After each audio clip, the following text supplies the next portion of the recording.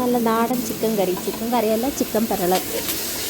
നമ്മുടെ ചെറിയ ഉള്ളിയും സവാളയും തക്കാളിയും പച്ചമുളകും എല്ലാം കൂടെ വഴറ്റി കഴിയുമ്പോൾ ഇഞ്ചിയും വെളുത്തുള്ളി ഇതിൻ്റെ പേസ്റ്റ് കൂടെ ചേർത്ത് വഴറ്റിയിട്ട് എല്ലാ പൊടി ഐറ്റംസും, അതായത് മുളക് പൊടി, മല്ലിപ്പൊടി, മഞ്ഞൾപ്പൊടി, ഉപ്പ് ഇതെല്ലാം കൂടെ ചേർത്ത് ചൂടായതിന് ശേഷം നമ്മൾ ചിക്കനും ഇട്ട് പുരട്ടി അങ്ങനെ തീയിൽ വേകാൻ വേണ്ടിയിട്ട് അടച്ച് വയ്ക്കും.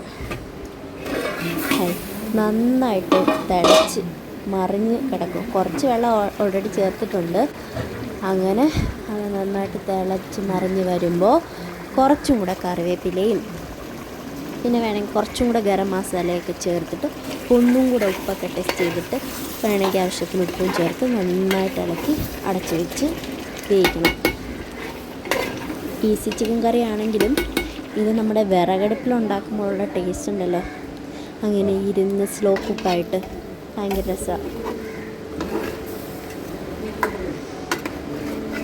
അങ്ങനെ നന്നായിട്ട് ഇതെല്ലാം വെള്ളമൊക്കെ വറ്റി നന്നായിട്ട് ചേരുവകളെല്ലാം ചേർന്നിട്ടുണ്ട്.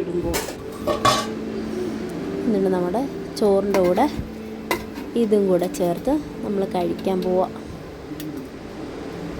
കണ്ടോ, നല്ല പെരണ്ട് ചിക്കൻ പെരളൻ എന്ന് പറയാം. നല്ല പെരണ്ട് അതിലെല്ലാം പിടിച്ചിട്ടുണ്ട്. ഇത് നമ്മുടെ കുക്കറിൽ വെക്കുന്ന അല്ലെങ്കിൽ ഗ്യാസിൽ വെക്കുന്ന ചിക്കൻ കറിയെ പോലെയോ അല്ലെങ്കിൽ മറ്റു കറികളെ പോലെ അല്ല, അടുപ്പിൽ വെക്കുന്നതിന് എപ്പോഴും ഒരു പ്രത്യേകതയാണ്. അടിപൊളിയായിട്ടുണ്ടായിരുന്നു കേട്ടോ. ഹായ്. അങ്ങനെ കുറച്ച് ചോറും പുളിശ്ശേരിയും പിന്നെ നമ്മുടെ മെഴുക്ക് പുരട്ടിയും നല്ല ആർത്തിയോടെ പിടിയൊന്നുമില്ല, ചുമ്മാ കിടക്കുമായിരുന്നു. അതെടുത്ത് ആ മുറി ഇട്ടായിരിക്കും. ഇപ്പം കിടക്കുന്നൊരു കറുത്ത കട്ടില് പുതിയതും